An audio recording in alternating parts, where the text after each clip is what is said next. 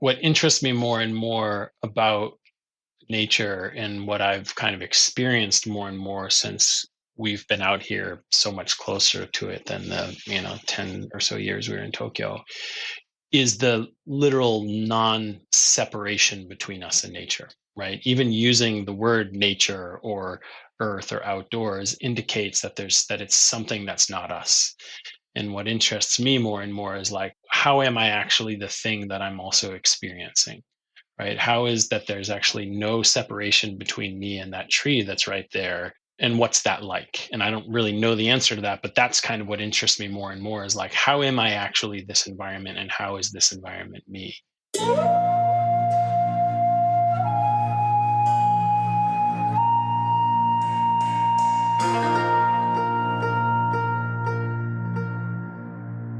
Find your Ikigai at ikigaitribe.com. My guest today on the Ikigai Podcast is Cory McGowan, American by birth, decades in Japan, global citizen and certified and an experienced professional coach. Cory is a leadership and executive coach and guides adventurous leaders to create results by going beyond what they are doing and looking at who they are being, with his transformational coaching practice in Japan that incorporates nature, the outdoors, and adventure. So working with you sounds like it would be a lot of fun, Cory. Thank you for joining me today. Yeah, it's great to be here. Thanks, Nick, for offering to do this together. Not at all. So let's get some background. What brought you to Japan and what has kept you there for so long? Yeah, kind of not an uncommon story, I guess. I came here somewhat on a whim with a buddy of mine who had been in Japan for a couple of years. He was going back to study more Japanese and had found a Japanese school down in Aichi-ken, and sounded interesting to me. I had spent most of my 20s going on different international travels and escapades and hadn't been to Asia yet. So I rocked up with a backpack and a surfboard and thought I'd study for a few months and see what it was like. Immediately ran out of money, and then fell into an English teaching job, which actually worked out really well. I come from a family of educators, so I really liked working in education and getting good at teaching. Especially enjoyed working with kids, and actually had to go home for a bit when my mom got sick and passed, and just felt like I wasn't done with Japan. So came back this time to Chiba, worked at a much bigger organization, and worked quickly from teaching into the recruiting side of things. And that took me into the next job that a lot of foreigners do here, which is being a recruiter. And did that for about a year and a half, and in a lot of ways didn't feel like a fit. I didn't feel like I fit in the business world and in a suit and all of that. And found a cool opportunity working at what's called an edutainment theme park. It's this place called Kidzania, which had started in Mexico, and Tokyo was its first international franchise. So I got to join a company kind of that was really fresh and new, and pretty soon after starting. And got to work my way up fairly quickly there up to a director level role. So I had my first experience as kind of higher level management in an organization and the first foreigner that had done that in that organization. And quickly saw like, wow, management is really, I don't know if it's okay to swear on this show or not, but it's quite, you know, Okay. and just a growing curiosity about like, why does this happen? Why does management turn out the way that it does? And that kind of led me down the path of learning more about organizational development, and eventually that led me to coaching. Wow. Yeah, it's quite a unique journey. I have so many friends who went to Japan or met so many foreigners in Japan who did the teaching thing, and then eventually everyone goes home, and then you're sort of the odd one out who stays. But when did you first arrive in Japan? 1999. So yeah, I Oh, wow. spent the New Year's into 2000 here. Yeah. Yep. Okay. Yeah. Yep. Yeah, I was there for the the bug. What they call that bug? The Y2K thing. Y2K. Yeah. Yeah. Yep. All right, but I did. I sort of kept coming and going to Japan, but it sounds like you've stayed there pretty much since the early 2000s, or? Yeah, like I said, I had that one short stint to go home, and when I say I wasn't done with Japan, I think it was a combination of like not like being curious, having made some really good friends here, but also just not really knowing what the hell else I was doing with myself. I had Sure. just lost my mom, which was unexpected, and didn't really feel like I had a place that fit back in the US. And yeah, I'd been getting up to some really fun stuff in Japan, and yeah, decided to come back and have just continued to have like a community of friends and work that I enjoyed. And I didn't actually meet my now wife until I was 35. So that was, 6 or 7 years after first arriving. Okay. Wow. Yeah, I probably lost my mum the same time as you, and I came back to Australia to be with her, and then yeah, kind of felt the need to go back to Japan after all of that. Yeah. So yeah, I love Japan. You obviously do. So we'll talk more about that, and we'll Yeah. talk about where you live, Minakami. So tell me what life is like there. Oh man. Be a long podcast if I told you all the stuff that I loved about Minakami. But yeah, it's an incredible community. Landed here kind of through a friend who had a place out here, an Australian friend actually. A lot of Aussies and Kiwis out here. Very fewer of us Americans, which is probably good for Minakami. Um, um, but yeah, it's a pretty humble blue collar and agricultural town that has quite a few onsen, so it's got a bit of a tourist industry as well. But it's got amazing access from Tokyo. You ride the bullet train for about an hour and 5 minutes, and you're here.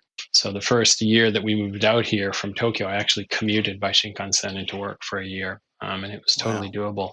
So we're right on the foot of what's called the Tanigawa mountain range, which is this mountain range that separates this prefecture of Gunma from the next one, Niigata, and then Niigata's right on the ocean. So it's just this cool combination of really beautiful mountains. We've got the Tonigawa River, which is the second longest river in Japan, and then a lot of other rivers that feed into that. So just a lot of beautiful wildlife. Really, your listeners may be familiar with like rural Japan and how it can be quite closed even to Japanese people. And Minakami is really the opposite of that. We've always experienced it to be a very open and generous community. And there have been foreigners living here probably 40 to 50 years anyways, that people that are drawn to like the outdoor scene and the beauty of it. So yeah, it's quite the place. All right. Sounds like a good place. So I'll come and visit. Yeah.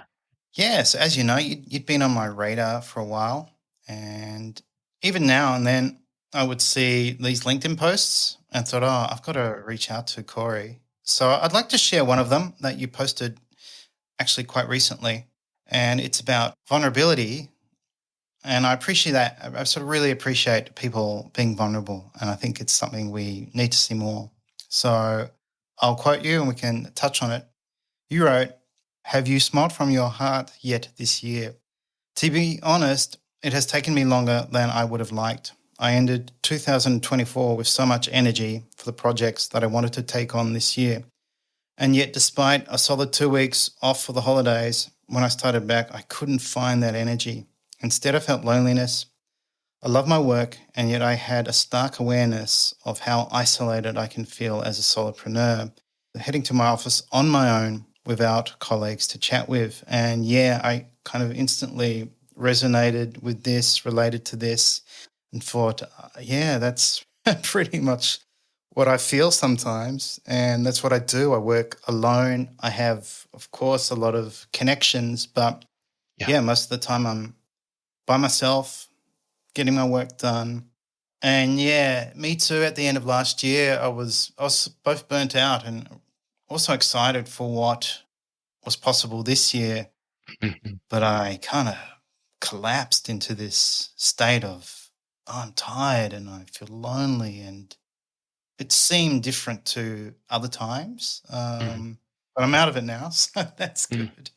So I know you've had your first heart smile this year. So do you want to share what that was? Sure. And just to be fully transparent, like I love that you brought this up, and I still feel like I'm in the rawness of it. Like turns out having a heart smile doesn't just like make everything go perfectly, right? Funny. So yeah, there's a thing of like kind of feeling like I can't quite get out of my own way, and like create the momentum and the projects that I have lined up for this year.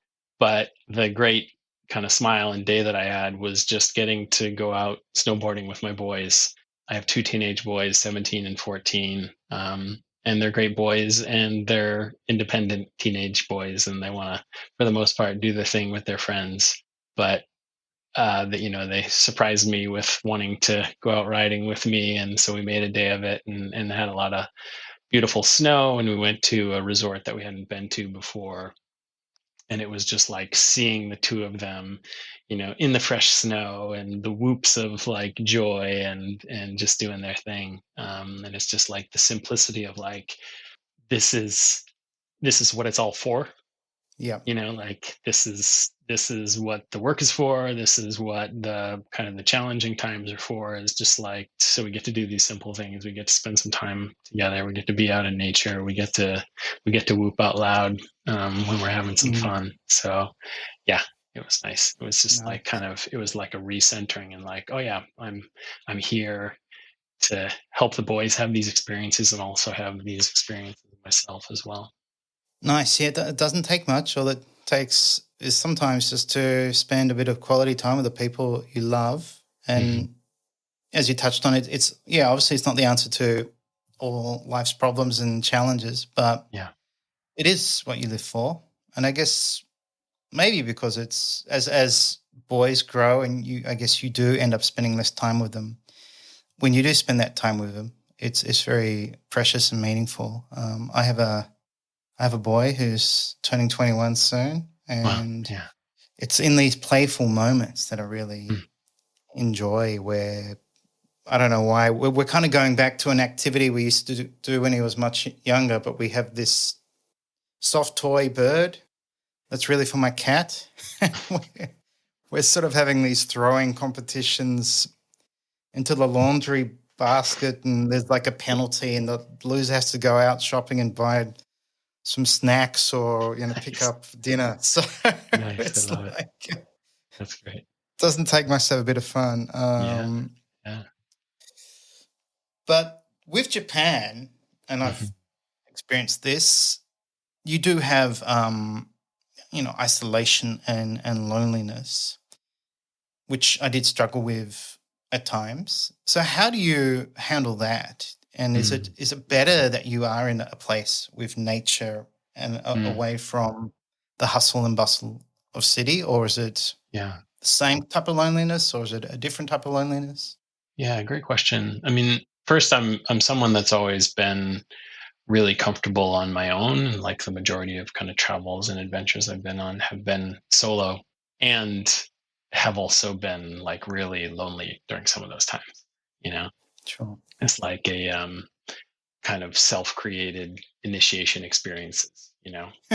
And so that's part of it. And then I think part of it for coaches in particular, and probably similar for like therapists and other people working in development work these days, the beauty of getting to do it online, and the beauty of how relatively easy it can be to start your own business and do this thing. Then the other side of it is that sitting in your own space doing it. And also, like, in the work that we do, we take on a lot from people, right? We take on a lot in terms of the stuff that they're being with, and the kind of the energy that comes through being in conversation with them. I used to have some good friends who were massage therapists way back when, and they used to talk about just like the impact of working particularly with people who were like real kind of like rigid and all that, and what it was like. And I think it's really similar. We're working with people Yeah. on some real deep shit in their lives, and it can be easy to take some of that on, right? So the ways that I have to deal with it, first I have like personal practices that I do every day, things like journaling and meditation, and kind of movement routines. I am outside almost every day for for one reason or another, even if it's just like the walk from my house to the office, but I'm outside quite a bit. And then like try to have as many intentional like communities and support systems as I can. So it's like coaching colleagues, and a lot of them are based outside of Japan, but I have one in particular really core community that I work with. And then I'm focusing more and more on developing really local community. So Nice. I have some good friends here in Minakami, and I have some programs that I've started in Minakami that are basically around bolstering community because I need it. I think a lot about what it's going to be like to be an old man here, an old foreigner here, and like I want I want to make sure I have my people, the people Absolutely. that I feel really connected to. So yeah, those are the kind of the things that I'm like intentionally working towards. And yeah, and then Nice. again, there's like this sense of coming out to, I feel very privileged to have this beautiful space that I work in. It's just this office that's big enough for me and a client to sit in, with a view of a river and all that. And yeah, you can also be Sounds like, good. fuck yeah, it's just me. Who am I going to reach out to? Well, that's a really proactive way to handle life and loneliness when it visits. And I love the idea of community. And that's something I've created online, but I'm really looking forward to creating it in person, Yeah, in Japan. yeah, And yeah, there's nothing quite like connecting with people in person and sharing and finding similarities and unique differences and celebrating that and yeah. just having a good time and realizing, it's always with people that you seem to have the best moments in life. Hmm. So it sounds like this life you've built for yourself has made you more resilient. Would that be a fair statement? Because not many people do what you do. Hmm. So it Yeah, comes with all these challenges, learning language, culture, taking risk. I imagine your previous employment was financially a good gig, but you couldn't, your value system or who you were was saying, I can't do this anymore. yeah. Yeah. So you probably took risk as well. Yeah, and that's something that I've actually been pretty comfortable with for most of my life. That's just the adventure aspect. I've always really thrived on change and actually struggle with like sameness. um, so, becoming a father and a husband, and doing the right thing of having the good job in a corporate environment and all that was hard, man. That was really hard. And I don't think I Yeah. realized how hard it was until I came out here and got to start to peel back some of those layers. And it came with a lot of cost. I mean, like kind of my key change story here is that I got what I thought was the dream job of being a COO of an outdoor and adventure company. I was like, oh yeah, now I'm working in my town and doing this kind of job that I want to do. And within a year, it had all fallen apart dramatically, which was partly COVID related and partly related to kind of a fault in leadership, both on the guy that was running the organization and frankly on me. I wasn't the right guy for the role. And that threw me into a real spin of like, I've got no job. I'm supposed to provide for my family. There's no way I'm going back to Tokyo and putting a suit on. So, No. what the hell am I going to do? And it was also my first experience with kind of doing the counterintuitive thing and be like, I'm going to spend some money and get my own friggin' coach. Because I don't know what to do right now. And that was a real game changer for me. I mean, I was already a coach at that point, and I had done some coaching, but I'd never invested in it for myself. And yeah, boy, that really changed things. It certainly can. Perspective's so valuable when you often have these beliefs that things are going to be difficult or hard or that you're not quite ready yet. And then you have someone challenge all that and say, well, hang on, is that true? Or Yeah. what if it was easy? And yeah, one conversation or a handful of conversations can really change your life, and I guess change the trajectory of your life. Hmm. And yeah, I guess you end up also with your choices, you decide the life you're living. And I'm kind of amazed that most of us don't really have control, think we don't have control of that, or we allow society or our families or other people kind of guide us on what we should do, Mhm. never really contemplating deeply on thinking, what do I really want to do? And is it worth the risk? And it absolutely is in most cases. And what's the expression? I'd rather try something on my own than not try at all, and live a life where I'm living in conflict with my values, and sort Mm. of, yeah, you'd rather try and fail than not try at all. Mm. So yeah, let's switch gears and look at adventure, something important to you. So you Yeah. guide adventurous leaders, and I'd like to know what you mean by adventure and who are these adventurous leaders you work with? Yeah, I appreciate that question because I think, adventure can often get put into like this idea of extreme things, extreme types of expeditions and stuff like that. And I've done a little bit of that, but that's not really what gets me excited. What's, as you were mentioning, like the choices I've made, particularly in the past 4 or 5 years, are stuff that I never imagined that I could or would do. And it often scares the shit out of me as I'm doing it. But it's about choosing kind of the bold thing that really excites you, right? And so when I talk about adventurous leaders, I mean, first of all, leadership itself is innately adventurous, right? And so I want to work with people who are willing to make kind of the bold choices, probably the counterintuitive choices, and people that are willing to come out here and be with me a bit in the outdoors. And what we do when they're out here depends on a combination of things, right? It depends on their comfort level, of course, safety and all of that. But it's actually a willingness to really be together in person for, usually 3 days, and really get into some stuff. Like Right. what do you want to create? What's kind of underneath maybe some of the ways of being or thoughts that you think are in the way of creating those results. Yeah, and the outdoors are it's great. Like getting people into the outdoors is such a cool mirror for how they are in complex leadership situations. I just see it again and again, and it always just makes me laugh. It's just laugh with joy, right? Like not laughing at the leaders. It's there it is again. It's really cool. It does sound cool. And nature and the outdoors is such a conducive environment to Hmm. growth or change or to reflection or to realizing, oh, the world is so much bigger Yeah. and I'm a part of it, even if it's just a small part of it. I'm part of this. And I mean, we talk about health. So we talk about usually health is diet, exercise, and sleep.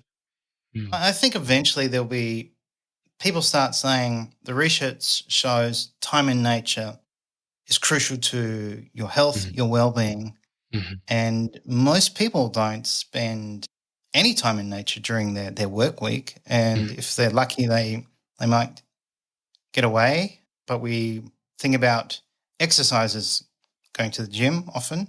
Mhm. A lot of people run, but they're still not running in nature.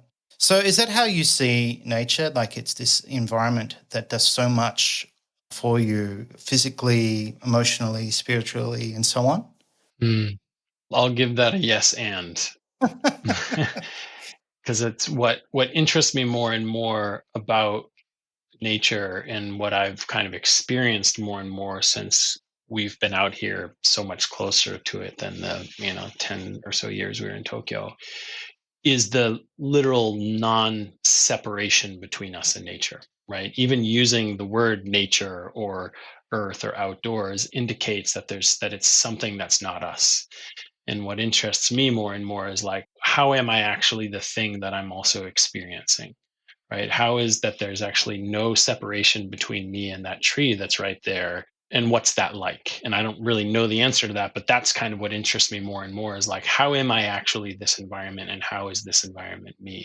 And I think it's the stuff that people sense when they're out here that that's true, right? That this is actually, even though it may feel a little bit scary or unfamiliar or whatever, there's also a kind of a deeper sensing of like, well, actually, this is all just actually a part of me. I'm all connected to the stuff that's out here, and the things that I experience and the way that it impacts me when I'm here is because of that non-separation between myself and this natural environment.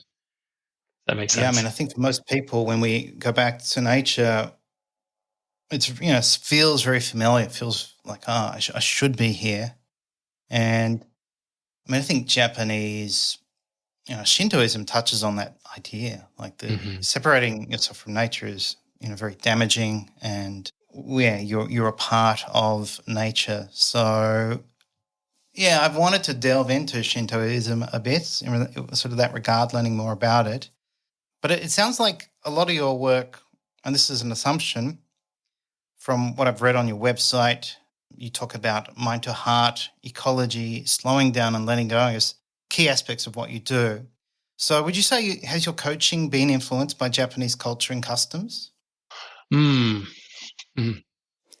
Well, yes, because I've been here so long, right? I mean, you know very Yeah. well how much being in Japan kind of makes you Japanese, even though as a foreigner, you'll never actually be seen as Japanese.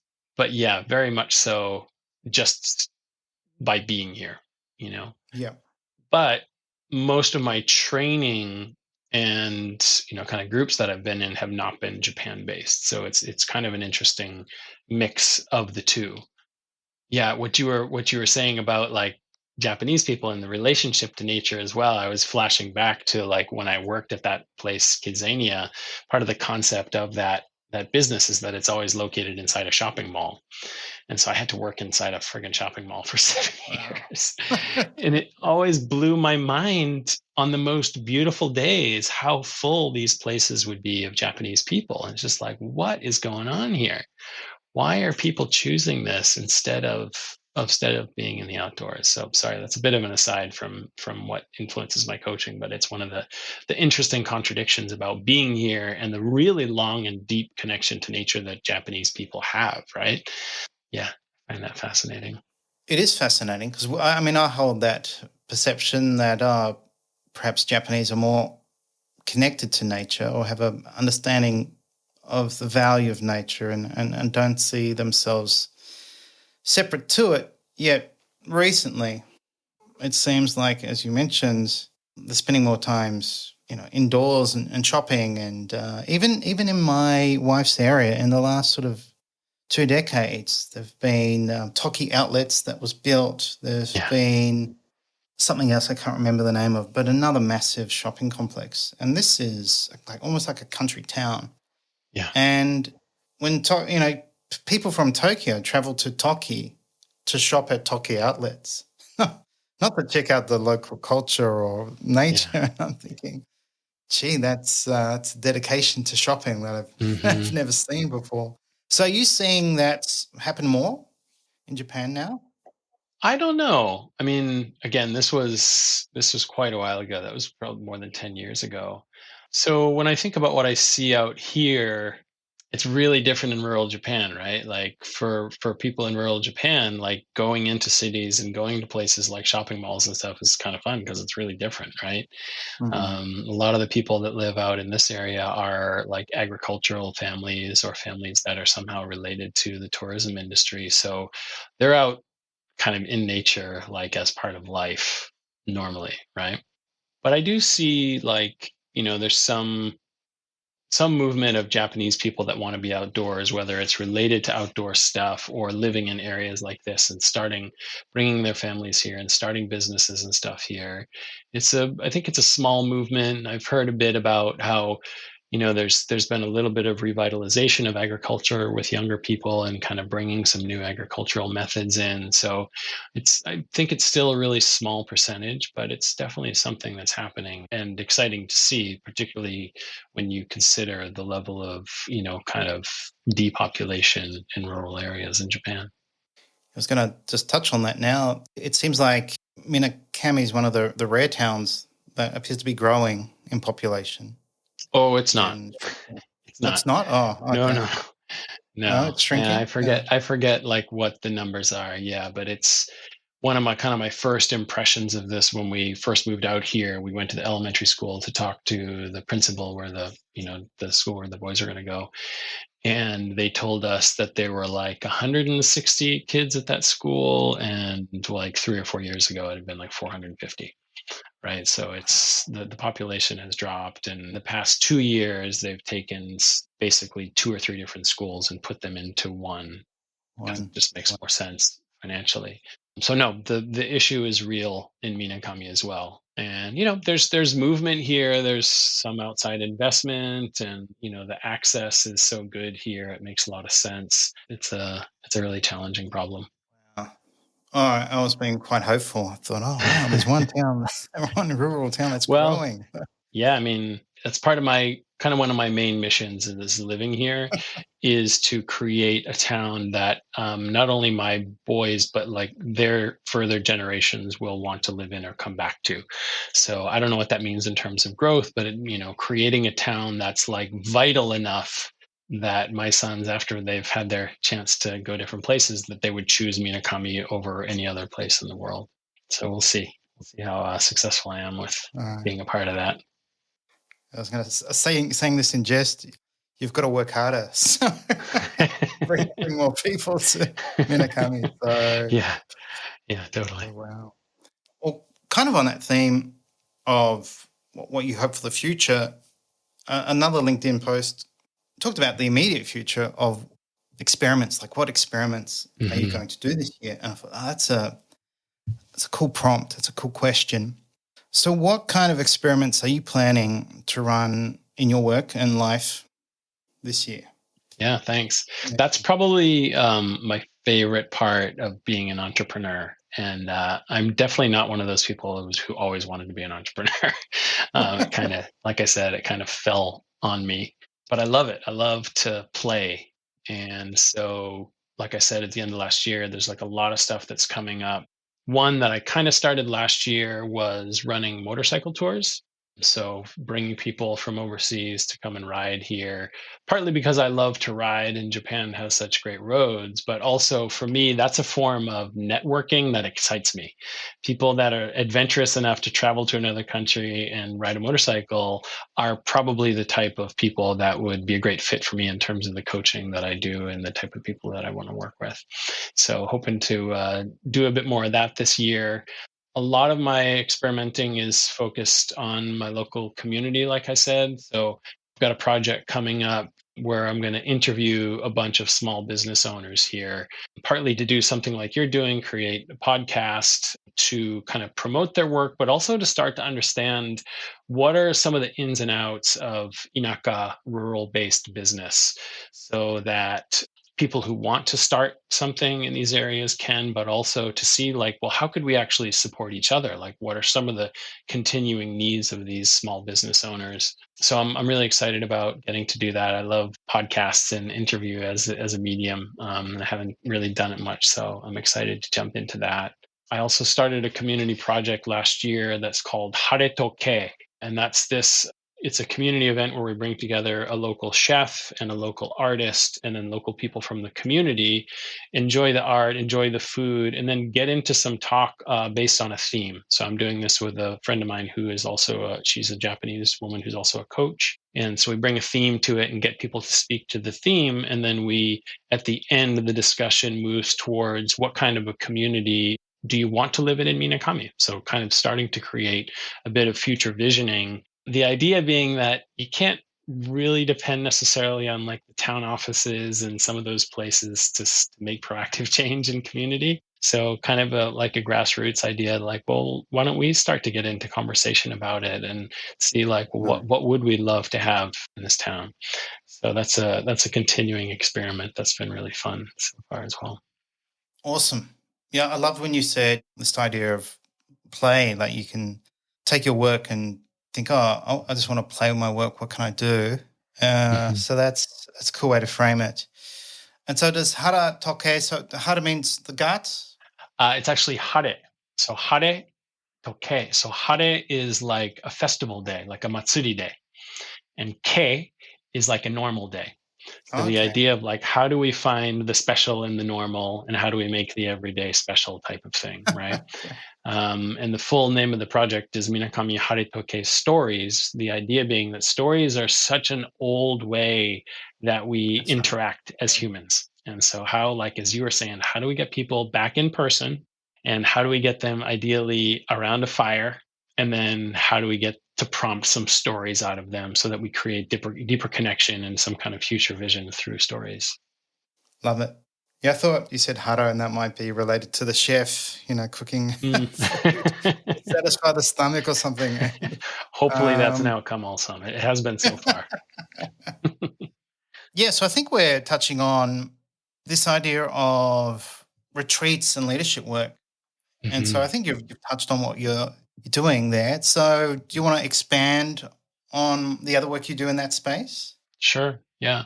So the majority of the coaching I do is still individually based. And so one of the core in person programs I have with individual clients, I call Wilderness Visioning Retreats, which is 3 days out here in Minakami. Staying at a really nice glamping venue, eating good food, but then also going on some outdoor adventure with the idea of you leave that program with a clear vision and plan of kind of what you want to create through the work together. But then I've also run some group retreats out here. I've had a men's group that I've run off and on, and had a retreat for the men out here. And then I've run some different company offsites out here as well. So again, bringing people out into the outdoors, bringing them together at a really like nice and comfortable venue, but then also using local outdoor guides to bring them like out onto the river or up a mountain or something like that.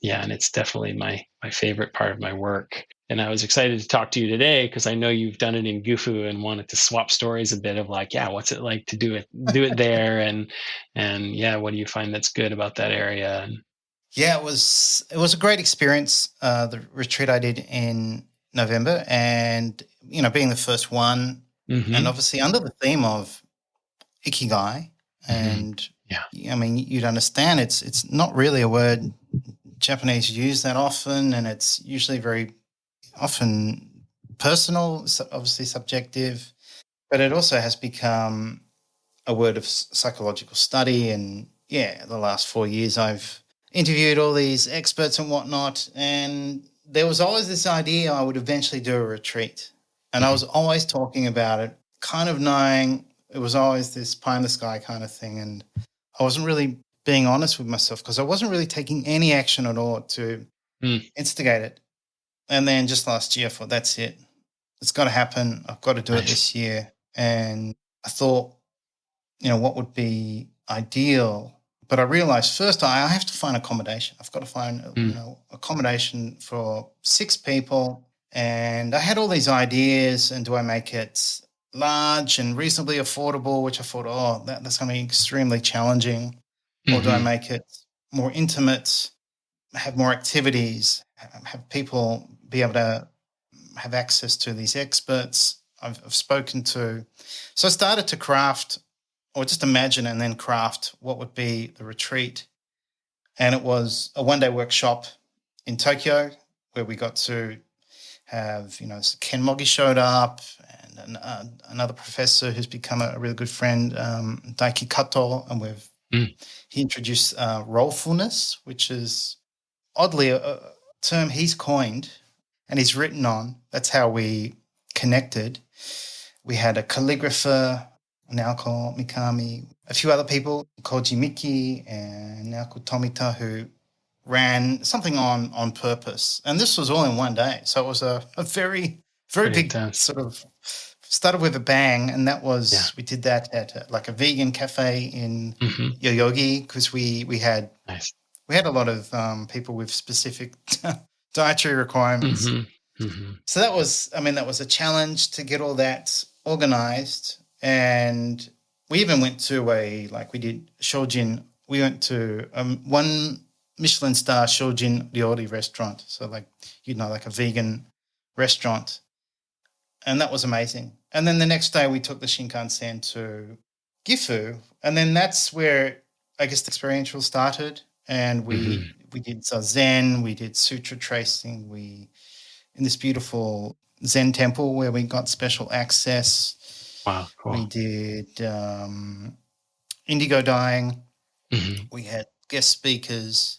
And yeah, it was interesting because it was my first time, and I was Hmm. probably a little bit almost on edge, like, is everything going okay? Yeah. But at the same time, it went really well. The group dynamic was fantastic, and I had someone helping me, a really good friend helping me, who rented a van. So it was small enough that we didn't need to hire a commercial bus or anything. And there were some challenges, like most of the people were jet lagged. So Hmm. that was sort of hard for them. I damaged my Achilles heel sort of 2 days before coming from Melbourne. I Yeah. was Wow. limping for the entire retreat. So I thought everyone thought, oh, Nick's been hiding this problem Mm. for the last 4 years or something. And probably what I learned was, maybe I did too many activities and we didn't really do as much meaningful discussion as I hoped. Yeah. But there was certainly a lot of group intimacy, and yeah, it was very, very special.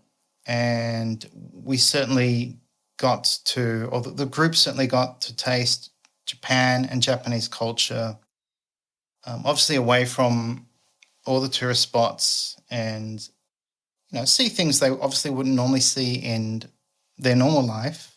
And yeah, it was like an Ikigai experience because it had these challenges, it had all this uncertainty, and it resulted in a really wonderful shared experience with connection, intimacy, learning new things, a bit Yeah. of self-discovery, and great food, and really looking forward to the next one. So yeah, it was a great success. So onward and upward for Yeah. Yeah. the next one. Cool. Yeah. I love the intimate size that you keep it at, man. That's really cool. I was Yeah. looking at the one you have coming up on the website, and it looks amazing. And I find that so relatable what you're saying about, like, well, I gotta fill this time up with structure, and I gotta have all these things because what if people don't know what to do? And then the magic of being like on retreat and together is that stuff, like, actually, if you leave space for it, that's where the Mm, magic comes in. yeah. It's like people start to create it, like, once you're kind of like a catalyst, but once you're in the space, it's like, okay, here we go, and people show up, man. People show up and, like, really bring the cool stuff that creates, like, all the activities you did sound amazing, and people tend to create the most memorable moments just in some of the open spaces in between, you know um so yeah, So totally true. find that relatable. Yeah. Yeah. And it seemed to, I don't know, it seemed to flow so well. Like because there are all these logistics and driving here and there. I mean, and that's why I didn't want to go to 3 different cities or towns. Hmm. We pretty much stayed in one town, and then there was another town we took by train, and it's like a Hmm. retro train. And so just sitting on the train, and one of our attendees, Mira, who I actually just interviewed, and she's from the Ukraine, and she has this, tragic yet inspiring story of, losing everything and having to move to Germany. She had a shirt saying "Ikigai your life," so she's kind of turned Ikigai Nice. into a verb. Yeah. And we're on this small train, and then this, I don't know, this 70-year-old lady, with curly hair, very short Japanese lady, thinking, oh, there's no way she would be able to speak English, started sort of speaking fluent English to her, saying, oh, Mm. what's this Ikigai thing you're Yeah. wearing? And they had this amazing conversation just on the train ride. And Mm. I just sat back and kind of watched it all and thought, oh, this is fascinating. They're Cool. having these special moments where Yeah. it'll probably be one of their highlights. And it's something so simple, just talking to a stranger on the train about, their lives and Japanese culture. So I think you're right. The magic can happen in the most unlikely places. Yeah. And yeah, to observe that was really, really special. So yeah, I'm kind of inspired by your work and these retreats. So do you want to give us a taste of like one of your upcoming ones or things you have planned, like a specific example? Yeah, I mean the one that I'm kind of most interested in inviting people to is what I mentioned about the wilderness visioning retreat. And up until now, that's been, when I get into a coaching engagement with someone, it's usually starts with a year commitment, and that's like the first part of it. But what I'm interested in more and more is just offering that as a one-off by itself, right? Just come, because there's so much value in clarifying, like, what am I working towards in the next 6 to 12 months, and like what is it beyond what I think is actually possible because of whatever beliefs I have. And then also the structure of, like, well, yeah, well, what would it take? Also, like, what declarations am I willing to make about the outcomes, and what are some of the steps that it will require along the way? So yeah, I'd love to, for people that are in Japan or even people that are traveling to Japan. It's a 3-day offering that I'd love to have more people come out and experience. And part of what excites me about that so much is that it also means that I get to, through that business, contribute to the partners that I use for it, right? Like the venue that Nice. people stay at, and the food, and the guide partners that I use. So yeah, combine it with a visit to Japan or something else, or if you're already here, then come out. It's really easy to get here. I love it. Maybe I'll sign up. So, Mm. Yeah, I love that. but we'll link to that if you want from the show notes. I'd love to support you on that. Right. And on this theme, I have another quote from LinkedIn which I really connected to. So I'll share that. You wrote, "This morning I'm doing one of my favorite parts of my work, going to a local Shinkansen station to pick up some clients who are coming to Minakami for a leadership team offsite that I will lead. There's a tension in these moments before they arrive of not knowing how it will go or what we will co-create today. And underneath that, there's a deeper calm and knowing." And I thought, wow, that's what I experienced when I was waiting for my guests. I mean, my first two guests to arrive at Tokyo Station, Yeah. and they were coming all the way from Germany, these two lovely Ukrainian women. And I thought, how do I greet them and what do I say? And I Yeah. thought, it's all okay. Like, you've already done that. You know these people. Hmm. Just Hmm. embrace it. Yeah. So do you want to touch on that? Because I love that. Yeah. Yeah, I mean, what that's pointing to for me, and even in the way that you talked about it, is there's like all the preparation that we've done to lead up to that moment is what will hold the retreat itself and the people that join, you know? So it's part of it is like whatever specific work we did to prepare for this actual event. But there's also our whole friggin' lives. Like everything that we've done in our lives informs the way that we create these spaces, right? And so creating some structure, having a plan for what we're going to do with people is important, but equally important is, how do I step out of the way, right? How do I just allow, kind of trust that what I've brought together, the people that I've brought together, are the right people in the right place under the right circumstances, and how can I move out of the way to allow this space to happen? And that can be super challenging, especially when you're new to it, right? It's just like, no, I got to be in Yeah. control. I got to know what time this is happening and what time that's happening. And particularly when you work in Japan, one of the beauties of working in Japan is shit is so organized, right? But then also people Yeah. want to know that stuff from you, like what time are you going to eat and this and this. Like, oh, well, I'm not really sure yet. So you can bump up against that a little bit in like the allowing and the openness.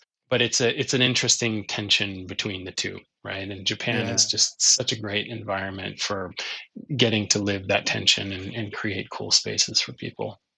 That's certainly what I felt. I don't think I could have done it here.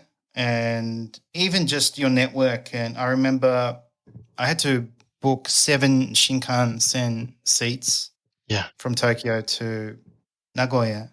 And I got online and I could only get 6. There was a limit. Yeah. And I'm like, oh man, I've got to get these seats. And then I think I remember the weekend we were arriving, there was some significant holiday.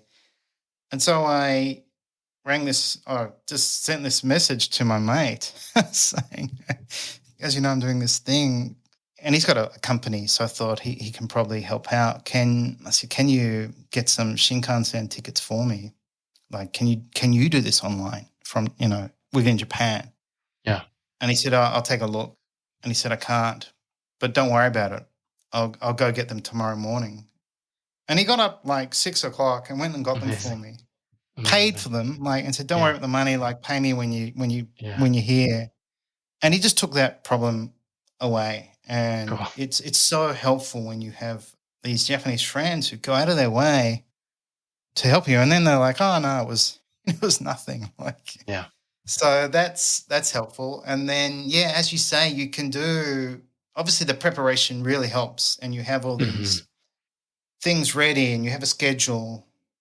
But not everything goes to plan, and you've got to be comfortable with, at times, letting things go, stepping out of the way and seeing what happens. And I think grasping for control often will result in things getting out of control. So I like that. It's like the gentle way almost, just let it happen. And there's probably usually a valuable insight or learning as well. So, it's fascinating what can happen when you bring people together. Yeah, it's pretty magical. So what else is magical is nature. We've touched on this, but I suspect this is a strong source of Ikigai in your life. And as I touched on, I think it's certainly a universal source. It's probably a pillar of health we haven't really recognized enough, and we neglect it. Obviously, you don't. So what do you love about nature? Why do you love it so much? One of my kind of favorite experiences since we've moved out here, and I grew up in a pretty rural place, right? So I'm used to being around nature when I was a kid, but I think when you're a kid, it's just all the same anyways, right? You don't have the same appreciation, especially after living in a metropolis like Tokyo for a while. But one of the things I've enjoyed the most is the subtlety in the seasons. And you're probably familiar with, in Japan, there's actually 24 seasons, right? There's a system of 24 seasons. I always forget what that's called in Japanese. But you really see it here. It's really cool, just the subtlety of when the leaves start to come out in the spring, and then the actual different shades of green they become. And then right in front of our place, we're on the river, and it's it's a river valley.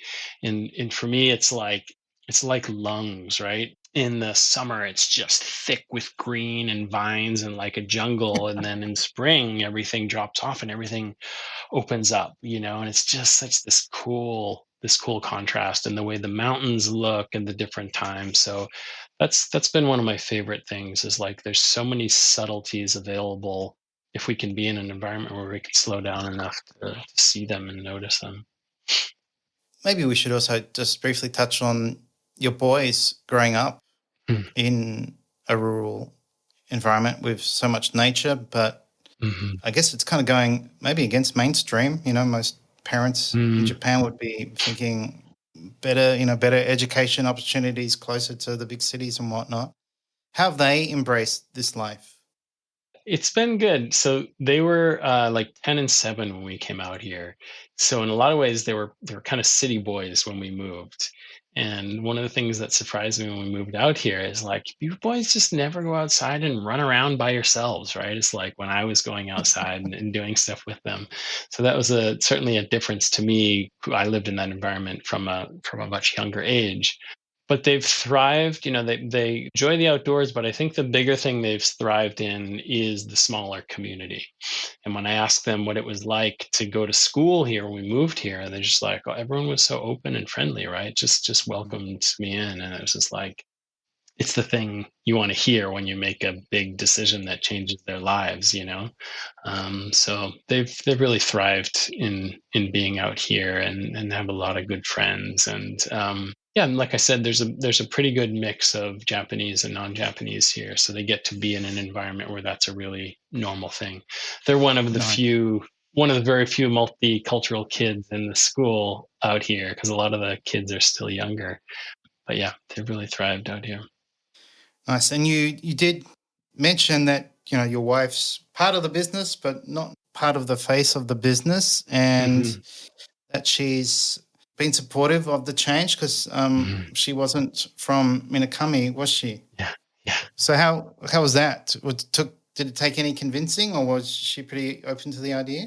Yeah, I mean, it was probably one of the biggest surprises in our relationship so far is when I remember very clearly, it was a Sunday. I'd gone out for a run and came back. We were staying here at a friend's place for the weekend and came back and called her out onto the deck of the picnic table and said, "Oh, I have an idea. Like we could live here." Another idea. Totally, totally. But yeah, we'd been in the conversation for a while about like being somewhere other than Tokyo. So the conversation itself wasn't new. And when she tells people why she was okay to it, okay to the ideas, one because there's a really big supermarket here, ever practical, and then of course she loves the hot springs. She literally goes to onsen every day here. She has like a circuit that she goes to. She changes each day. So that's been great, and she's been a real pillar to me getting to do all this stuff. No. I mean, a lot of change, a lot of dramatic change has happened, and she's just stood beside me through all of it. That's great. Yeah. I'm sorry, I'm laughing because Yeah. my friend who helped host the retreat said, "Oh, Nick, we should take your group to a supermarket." And I'm like, "What?" Like, he said, "They'll love it." Again, it's Yeah. like, Japan supermarkets have all these interesting things. And I thought, oh, okay. And yeah, they absolutely loved it. They were like shopping for Yeah. an hour, buying all these weird Uh-huh. things, and Yeah. thought, oh yeah, that's a cool idea. So Japanese supermarkets are a lot of fun. Yeah. Yeah. And important, obviously. Yeah. Well, Definitely. that's great though. You've got support Yep. from the better half. So Hmm. yeah. Hmm. Yeah. Awesome. So yeah, been a pleasure, Cory, to finally touch base, and we'll have to meet in person. Yeah. I'd love to support what you do, so we'll put up links to your websites Cool. and Thanks. your these experiments you've got planned for this year. And I'd love to, meet you in person and continue the conversation. Yeah, that'd be great. I appreciate the opportunity to get to chat with you, Nick. It's really interesting, and definitely look forward to showing you around this place and getting to hang out in person, swap some retreat tips and stories. That'll be fun. Yeah, I'd love that. I'm sure I can learn a lot from you. So yeah, thanks so much, Cory, and we'll speak soon. Awesome. Thanks, Nick.